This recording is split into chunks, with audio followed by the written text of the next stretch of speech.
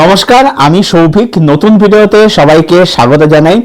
এখন এই ভিডিওতে রিভিউ করব পিককের একটা অরিজিনাল সিরিজ নিয়ে। এটার নাম হচ্ছে the day of the Jekyll. সিরিজটা তোমরা দেখতে পেয়ে যাবে জিও সিনেমাতে। টোটাল রয়েছে 10খানা এপিসোডগুলো উইকলি আসতো, তা আমি সেভাবে দেখেছি। তা আজকে লাস্ট এপিসোড স্ট্রিম হয়ে গেছে।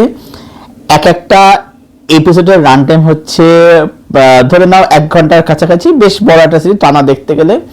তো সিরিজটা আমি দেখলাম, কমপ্লিট করলাম, এবং আমার কি রিয়াকশন হলো, আমার কি প্রতিক্রিয়া সিরিজটা দেখার পরে আজকের ভিডিওটা হচ্ছে আলোচ্য বিষয়। তো চলো ভিডিও শুরু করা যাক। তো the day of the Jekyll, যেটা সেম নামে নভেলের উপর বেস্ট। এবারে নভেলটা আমি পড়িনি, তবে আমার নিজের দাদা আমাকে এই তথ্যটা দিল যে বইটা, যে নভেলটা, সেটা হচ্ছে মাত্র 292 পাতার। তো আমি তখনই বুঝতে পারলাম যে এই যে সিরিজটা, যেটা অ্যাকচুয়ালি নভেলের বেস্ট, সেটা নভেল বেস্ট করা হলেও অ্যাকচুয়ালি সিরিজের মধ্যে কিন্তু অনেক চেঞ্জেস করা হয়েছে। তবে কি কি চেঞ্জেস করেছে আমি বলতে এখানে পারবো না। আমি সম্পূর্ণ একদম স্ট্যান্ডঅ্যালোন কাজ হিসেবে সিরিজটা রিভিউ করব। এই নভেলটা এর একটা অ্যাডাপ্টেশন হয়েছে, একবার না দুবার অ্যাডাপ্টেশন হয়েছে, যার মধ্যে একটা সিনেমা হচ্ছে জ্যাকেল, যেটাতে ব্রুস উইলিস ছিল। সেটা আমি শুনেছি যে ওটাও নাকি অনেকটা চেঞ্জেস করে করা হয়েছে, বলে বলে এটাও চেঞ্জেস করে করা হয়েছে। বাট স্ট্যান্ডিং এর কাজটা কিরকম হলো।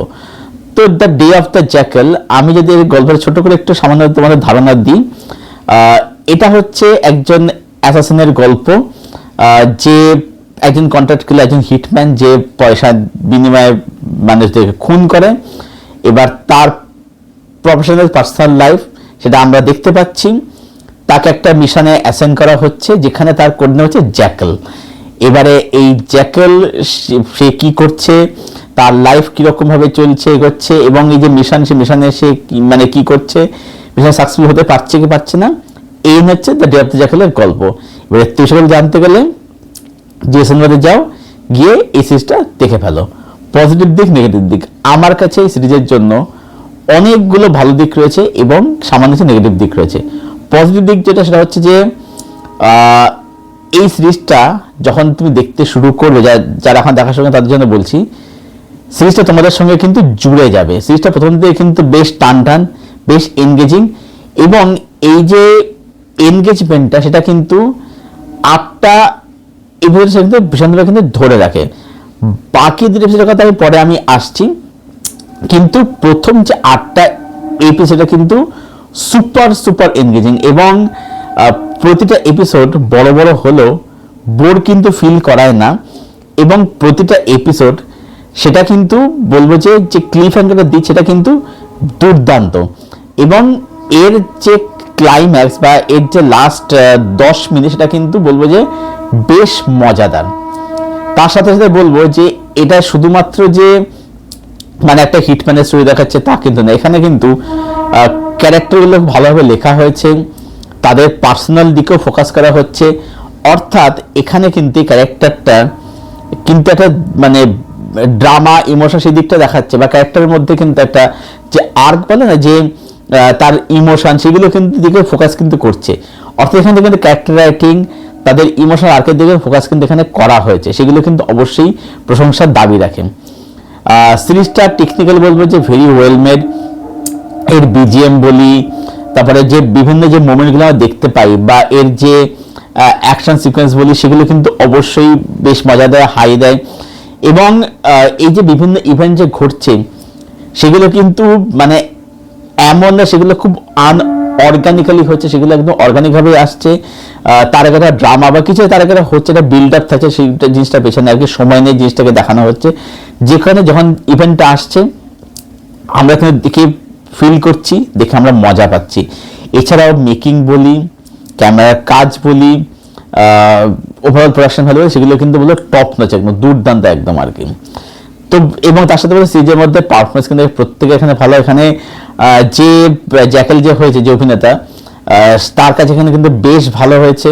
তাকে মানে ছবিতে দেখেছি, সে বেশ ভালো কাজ করেছে, তাকে ভালো মানিয়েছে।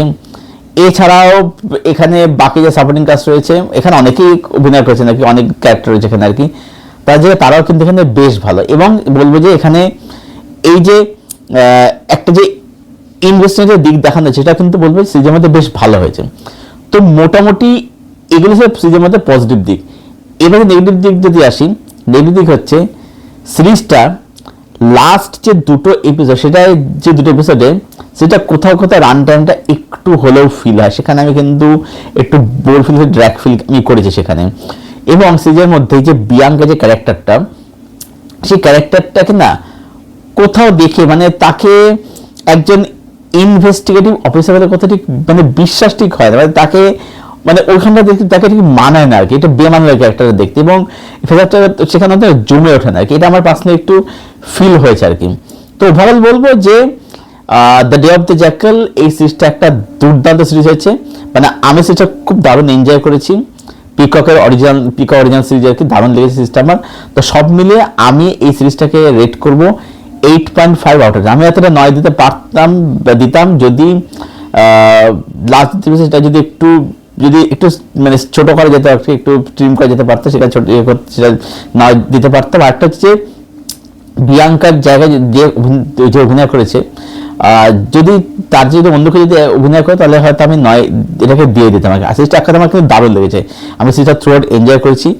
অন্তত প্রথম যে 8টা এপিসোড সেটা কিন্তু আমি কোথাও বোর কিন্তু ফিল করিনি, বাট লাস্ট এপিসোডে কোথাও একটু বোর ফিল করেছি। আর যেটা বললাম বিয়াঙ্কা, তাকে দেখে কোথাও মানে ঠিক মানে একজন ইনভেস্টিগেট অফিসার বলে ঠিক ফিল হয় না, এটা আমার নেগেটিভ দিক বলে মনে হয়েছে। Otherwise it's a very good, very well made series. তো এই ছিল আমার review the day of the jackal এই সিরিজটাকে নিয়ে। যারা দেখোনি যে সিনেমাতে যাও, সিরিজটা দেখে ফেলো। হিন্দি ডাবিং অ্যাভেলেবল আছে, বাংলা ডাবিং আছে, ডাবিং কিন্তু বলবো বেশ ভালো, বিশেষত হিন্দি বেশ ভালো ডাবিং হয়েছে। ডাবিং এর সিরিজটাকে এনজয় অবশ্যই করতে পারো।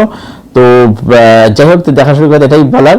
আর যারা দেখেছো তোমাদের কি ওপিনিয়ন কমেন্টে অবশ্যই শেয়ার করো, ভিডিও লাইক করে সাবস্ক্রাইব করে দিও। পাশের যে বেল আইকনটা আছে সেটাকে প্লিজ অন করে দাও, যাতে এরকম রিভিউ বা এরকম ভিডিও আসলে তার নোটিফিকেশন শীঘ্রই পেয়ে যায়। ভিডিও এখানে শেষ করছি, আবার দেখা হচ্ছে তোমাদের সাথে খুব শীঘ্রই নতুন কোনো একটা ভিডিওর সাথে। তখন তোমার সঙ্গে জুড়ে থেকো।